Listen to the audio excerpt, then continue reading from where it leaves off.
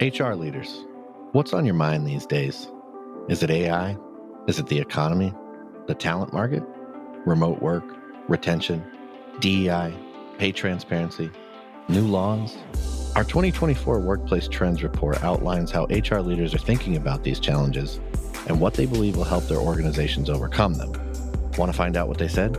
Head on over to peoplemanagingpeople.com/Workplace Trends 2024 and download the report to find out.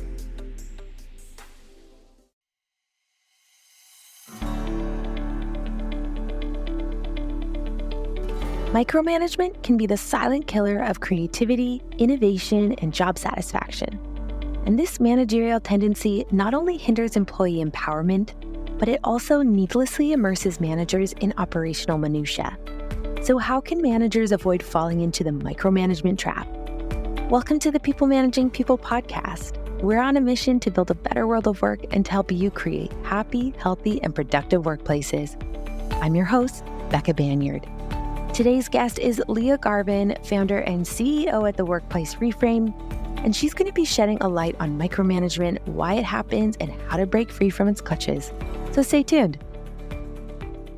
Lia, welcome to the show. It's so great to have you here today. Thank you so much for having me. I'm so excited. So we're going to be diving into the topic of micromanaging, which I think many, if not most of us, have probably experienced being micromanaged before in our careers. But before we dive in, I'd love to know just a little bit more about yourself. Could you share with us what you're passionate about and how you spend your days at work? So I am an organizational effectiveness or business consultant, and I support teams in both big and small companies on how to work better together, how to work more effectively and have more motivated and profitable teams. And so for bigger companies, that looks a lot like doing manager development workshops, feedback trainings, employee engagement work. And then for small businesses and entrepreneurs, I support them in figuring out their team operations so that they can get out of the weeds and really scale their teams and help their teams grow. So that's what I love to do. I think what really motivates me is helping people enjoy work a little bit more. And so I think some of the tools that I use are like workshops and establishing playbooks and SOPs, but the real passion there and I think like my real superpowers are, recognizing, where are people getting stuck on it? What's getting in the way from people operating their best? And where are people getting frustrated or feeling demoralized? And how do we make really subtle shifts to help people work in a better way? And I like to call this disruption without destruction because it usually doesn't take major overhauls for a team to be operating in a better way. It's often really small targeted shifts that help teams go from feeling like maybe people are excluded or not feeling valued or recognized or feeling like unclear on priorities. Making some really subtle shifts can kind of turn that whole thing around really, really quickly. So let's focus on micromanagement. And I want to start off kind of why we're having this conversation in the first place. So from your experience, what are some of the negative impacts that micromanagement have on not only the employee and their performance, but also the organization as a whole? So, you mentioned the why behind micromanagement. I think, a lot of times when managers or team leaders, and so this could be in a small business or a corporate setting, when someone is micromanaging, a lot of times that is because they're feeling a lot of pressure from someplace. Maybe they're feeling pressure on deadlines, on budgets, getting it from their own management chain. And that often leads people to grasp for control over something. And so I think we rarely micromanage because we're like, oh, I want to get in this person's business. But we're like, I got to have more of a handle on this.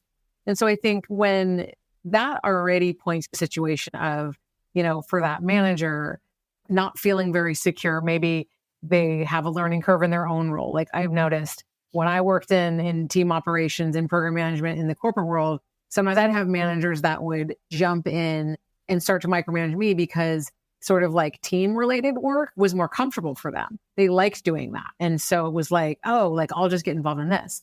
So that was one of the reasons that sometimes it was because they were, as I mentioned, they were getting pressure from their, stakeholder or the client they were working with. So they were like, okay, I want to make sure that I've covered myself. And so I think the first thing is like when people are micromanaging, it's a symptom of some unease that's happening somewhere else. And I think to solve it, it's both that manager themselves has to think about it, but then we got to figure out how we clear up that thing that causes the micromanaging in the first place. Now, another reason people micromanage is maybe there's not a lot of trust on the team. And that can be something that's really tough for people to acknowledge. We don't want to say like, I don't trust my team member. That comes off kind of harsh a little bit. Not something that we really want to acknowledge a lot of times. But if we are having to check constantly on the status of something, that says we don't trust them, like whether we want to admit it or not. So that's another thing that's coming up a lot right now, especially with remote and hybrid teams of, I want to feel like I'm up to speed on everything, but I don't see someone every day. So I'm feeling uneasy and I need to be checking in. So we know kind of like why and where the drivers are. Now, the cost of micromanaging, I would say it's probably the single biggest driver of the low engagement we're seeing in the workplace. And this is not just coming from me and my observations in working with teams. It's also coming from all the data that the Gallup organization has been collecting over the years on employee engagement. And they're seeing, and I think McKinsey has a lot of data on employee engagement, a lot of stuff on HBR around engagement. We're seeing engagement on the decline, and managers are really at the center of it. And I think right now, because of hybrid work and less kind of contact with our team members, there is less feedback that we're seeing happening right now because of that. There is, I think, more grasping for some of that control. And the cost is people feeling, what is low engagement? It means I don't feel very excited about my work. I don't feel connected to it. Maybe I don't feel a sense of purpose. I don't feel very motivated. I'm kind of just doing the job. We had the great resignation, but then a lot of people are staying right now because of all the economic uncertainty. Doesn't mean they love that job. Doesn't mean they're that engaged. And I think you also have all the stuff with quiet quitting, and people are still there working really hard. They're like, hey, I'm not quiet quitting. Like, I'm working hard. I don't want a perception that I'm not doing enough. And so there's just like a lot happening in the workplace. And so I think for a team, when a manager's micromanaging, like I said, the biggest cost is team members starting to feel demoralized, either feeling like, well, I'm not going to take responsibility for this work because my manager's going to just do it anyway. So you start to see less of this ownership mindset, you start to see less accountability. You actually start seeing more balls dropped because people are relying on their manager to come in and like do it anyway. And so for organizations and businesses, you start to see a ripple effect of that. People are just feeling down. They're not moving there's probably like lack of effectiveness because they're not really seeing things through. They're kind of waiting for the next marching orders from their managers. So I think across the board, it really starts to chip away at both engagement and the effectiveness of the organization. Yeah. Do you think that there's the possibility in some situations that micromanaging is actually increasing in an employee and manager relationship because of things like quiet quitting and the Great Resignation? And so from management standpoint, they're struggling to trust that their employees are actually engaged and going to follow through in what they're being asked? I love the question, and I absolutely agree. And I've actually been saying quite a bit. I talked about this a little bit on my podcast, Managing Made Simple. But I think that talking about quiet quitting, talking about I'm just doing the bare minimum, talking about I'm just doing my job, until I can find the next thing, I think that's really harmful. And I think for folks like a little bit overshared, and there's like a little bit too much of the TikTok trends right now, because I think inadvertently there is now this perception that employees are like barely doing anything. And that's not the case. I mean, it's not the case at all. It's not what I've seen. It's not what I've observed working in the corporate world, working in big tech throughout the whole pandemic, working with teams across all different kinds of industries. People are really working hard. People are burning out. They're working, as much as ever. And so these trends that became really, these concepts that became trendy, I should say, and these viral, trends, it's created this belief that no one's doing anything and that they should be, under more scrutiny. And instead of then micromanaging or setting up like monitoring tools on keyboards and eye tracking and keyboard, whatever, instead of monitoring, we have to have more conversations around setting expectations. We have to build more trust with our employees. We have to have feedback conversations. And these are not conversations that happen once. It's like, hey, let's talk about expectations for this week. Let's talk about it midweek, how we're going. Let's talk about the end of the week. But then we step back and we let people run with it. You can have expectation setting and resetting conversations frequently. you can give feedback frequently based on those expectations. But I think right now we're seeing a little bit of mistrust, as you called out, because of some of those trends and some of the things that are in the ether. And then not a lot of expectation setting because it takes some time, or the belief that it does. I don't really believe it takes a lot of time, but there's a belief like I'm busy, like just run with it.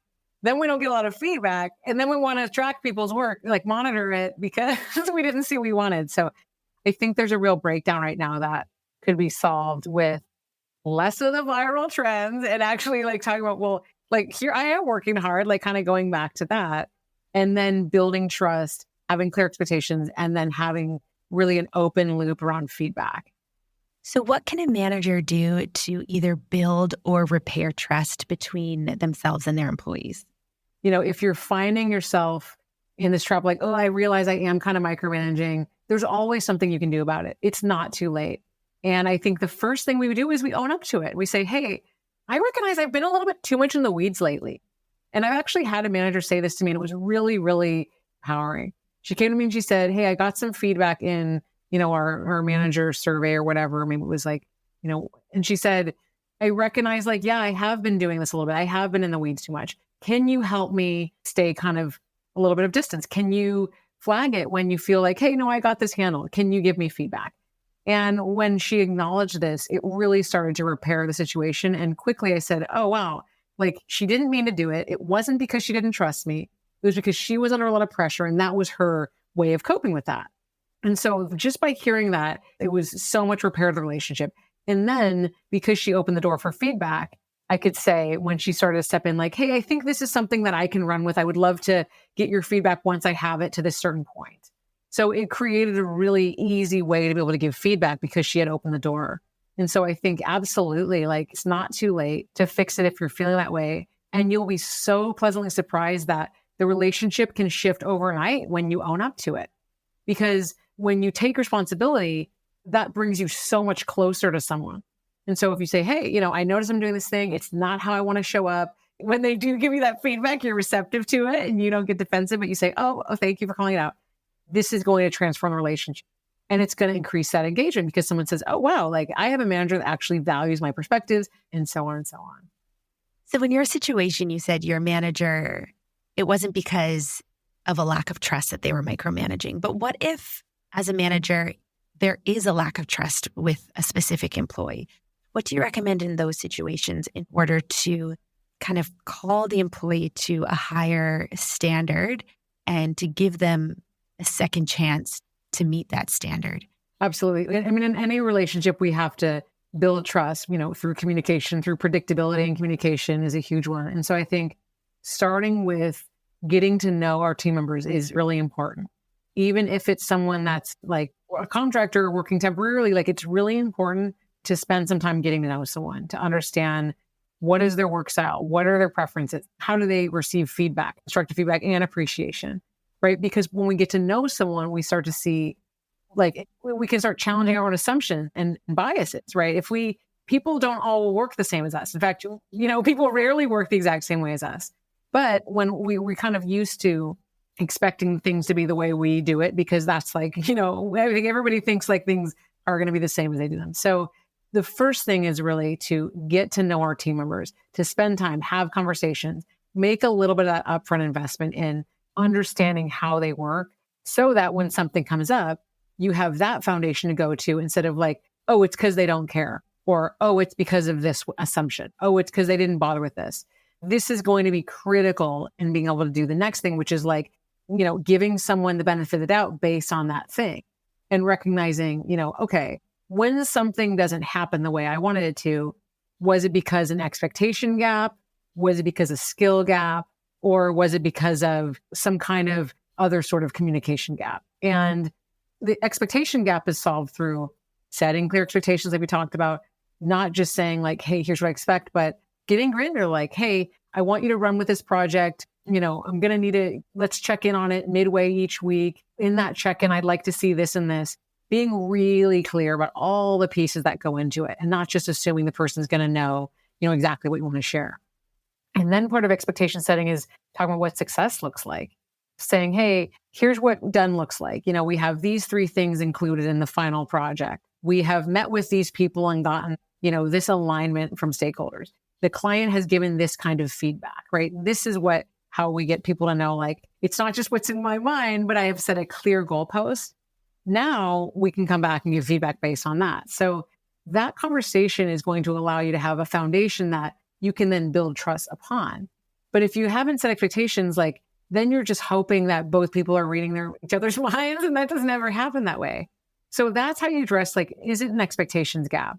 Now, we can also see sometimes that we've set expectations, success, clear. It's like we are on the same page. And then the person's not meeting the mark. And I think through, again, talking to someone, having regular feedback, asking them like, hey, we talked about this and I'm not seeing this, like, what got in your way? And using open-ended coach-like questions. So this is like, what got in your way? Or what do you think is missing here? Or what do you want to try next time? Questions like that. We can see, oh, it's actually a skill gap. So I asked this person to do this thing and maybe they said they could because they wanted to, but then when it came to actually doing that task, they weren't quite there. So like maybe it was running a client meeting in a certain way or, wrangling some big project across a bunch of stakeholders from different kinds of teams. Like maybe that was something they weren't quite ready for. Well, when we found that it's a skill gap, now we can, help give them that support. So maybe they can shadow someone, look at some examples, maybe, they can bite off a smaller kind of projects related so they can build up the skills. But that's, I think, the biggest way to build trust and start to establish is like, not just assuming someone can't do it because of some thing, like they're not cut out for it, or they don't care, or they're not motivated enough, or they're, whatever, but saying, okay, I'm the manager, I'm here to support them. I got to make sure that I've been super clear on expectations and given them the support on the skill side. And now what are we left with? And then I mentioned there's like maybe a third bucket, like other communication, like catch all. If we've addressed expectations and it's a skill gap and we're just not seeing, then I think there's a different piece where like there's really an accountability gap, which I think is often solved through the expectation setting. But when there's an accountability gap and the person's just really like, I'm not seeing it, I'm not taking responsibility, then that's another moment to have some maybe more hard, constructive feedback conversations around what does it mean to be a team member in your team, organization, or your company. So I'm curious, for smaller teams or for entrepreneurs who maybe they only have like one or two employees and they don't have all of these feedback loops set up and established, I think it can be quite intimidating as the employee to share with basically the CEO of the company that they are feeling micromanaged. So what can an employee do to kind of identify or bring that issue up with their manager or the head of the company, and vice versa? What should a manager or CEO be asking themselves when they're considering whether or not they're micromanaging? So from the manager or CEO or business owner's standpoint, I think there's a few tells that show us that we're micromanaging and we could actually take a step back. And both of these are solved in a very similar way. So the first one is when we're finding ourselves constantly in meetings, like sunrise to sundown, we're in every single meeting and we're the one doing all the talking in all the meetings, right? Because this is an opportunity where we can see, okay, if we're in every single conversation, we're not letting our team members to step up. We're not letting our team members lead. We're not letting our team members either build relationships with clients or stakeholders or whoever. We're kind of running all this stuff. So when we're finding ourselves in every single meeting, that's an opportunity to do like an audit of how are you spending your week and say, hey, where are there moments that I could delegate to a team member to run with something? And if I'm not delegating because I'm worried how it's going to go, maybe I give them some coaching beforehand and say, hey, for this kind of meeting, here's how we want to run this. And maybe you shadow it for a while and then you let it go, but really taking a step back. Now, it's really similar for the next thing that's another tell is when we're making all the decisions, right? Now, when we're making every single decision in our business from, company strategy to like hashtags and social media copy, this is telling us that we're not letting our team members be autonomous and being actually able to step up as owners. And I think the ultimate goal on any team is for team members to have an ownership mindset, to bring proactivity, to solve problems before they become problems, to say like, hey, I noticed this small thing, but this bigger solution would actually fix it better and for longer. If that's the goal, we have to let people step up. So we can't be making every single decision. So in a really similar way as auditing your meetings, you want to audit the decisions that you're making on a typical week and say, hey, which of these do I absolutely have to make? And it's only like one or two, trust me. And then what are the ones that I can be pushing down the chain? And that's going to really be game changing for the micromanaging. Earlier, you said that often micromanaging is because of pressure that's coming down the pipe to a manager. Are there any things within an organization or within a corporate culture that particularly contribute to managers micromanaging?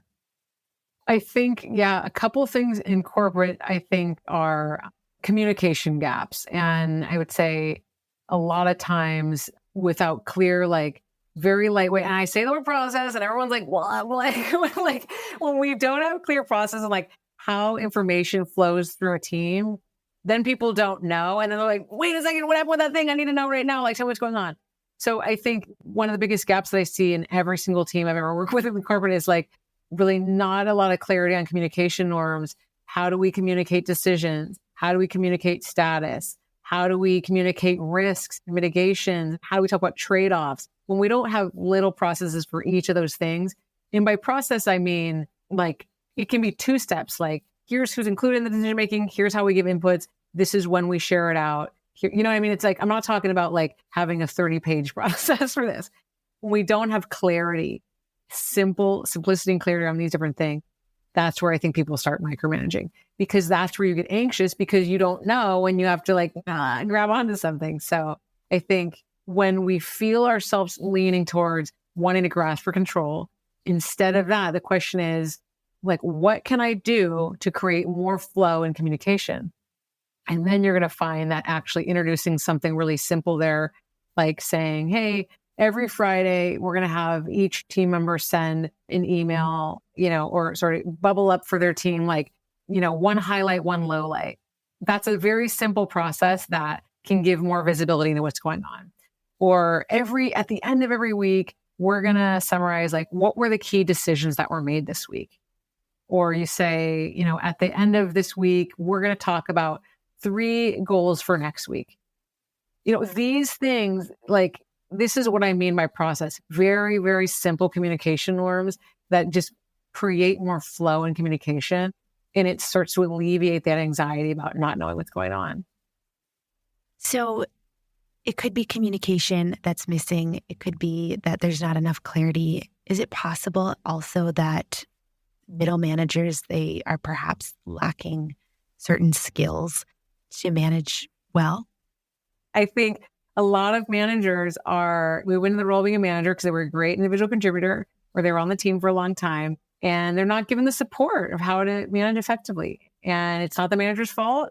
It is, it's like, hey, we could do more though to make sure people are set up for success. So I think I love to support managers and that's why you have your podcast for managers, I have mine, because I think the more managers are getting support, the more everybody, both up and down the organization, is better off. And I think when there's micromanaging, I do think it's because a middle manager is getting kind of pressure on both ends to like kind of know all the things that are going on. A lot of times they're doing their own individual contributor work.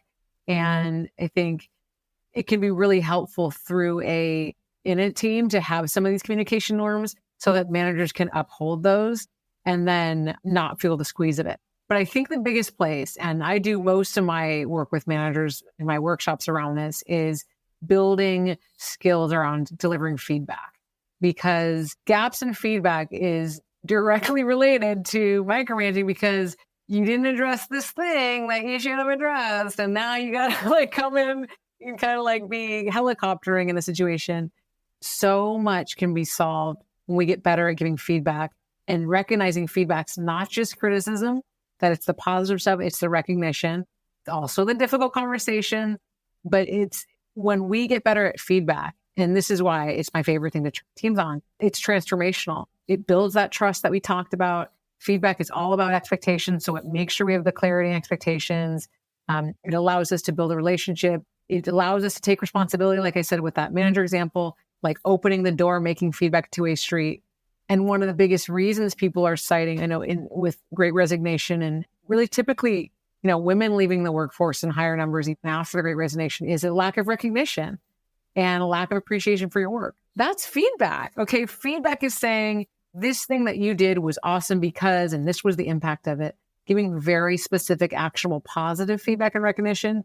This is also game changing for your team. So I think that's one of the places that I think are really important for managers to get a lot more comfortable around, is delivering feedback, talking about feedback, demystifying feedback, making it a two-way street, because that will resolve a lot of these issues with micromanaging. Just real quick before we wrap things up, how can upper leadership support their managers to grow in these skills? And if we're talking about a small business or an entrepreneur, what are some ways that they can get the support that they need to grow in these areas? I think recognizing that we all really need to be continually building these skills and, practicing these things and spending the time, whether it's working with, external facilitators or reading books about or listening to podcasts like we run. I mean, I think it's really important to acknowledge that you never become a perfect manager. You're never finished. I mean, a lot of the stuff that came up with the pandemic and managers having to be a lot more hands-on with dealing with with distributed teams and people's safety and different things, like there's all this new stuff. Now we have more generations entering the workforce. There's more to think about, more to understand. And so I think recognizing that, we're always want to be developing ourselves here. I think that's a really important thing. And so, if you're in a smaller business, I think having a lot of actually in any size business, let me say this, in any size business, I think having regular meetings with your team's conversations, asking people what's going well, what do we want to improve, having that open loop of feedback, that's going to be really critical. And then as a manager, if you're feeling I don't have the skills to get through this, or I know I can do better, getting a coach, getting a mentor, participating in professional development and really taking an active role in continually upskilling yourself. Like I said, listening to the podcast, reading the books, and then putting these things into practice so that you're doing the work and you're trying to get better at it. Things like feedback can be intimidating, can be scary, can be uncomfortable if someone, has a reaction where they're really frustrated or they get upset about something. But if we just avoid it, it's going to be harder the next time, right? So I think we can work through all of this if we take an active role and engage in it. Lia, thank you so much for being here today. It's been a pleasure chatting with you. Where can folks connect with you or stay in touch with all that you're doing? Definitely reach out on my website at liagarvin.com. So that's liagarvin.com. I'd love for folks to check out my podcast, Managing Made Simple. You can find it on Apple, Spotify, Google, wherever podcasts are. Or LinkedIn is another great place. You can find me on there, or Instagram at lia.garvin. Awesome. We'll put all of those links in the show notes, so be sure to check them out. Folks, thank you so much for tuning in. If you would like to stay in touch with all things HR and leadership, head over to peoplemanagingpeople.com/subscribe to join our newsletter community. And until next time, have a great day.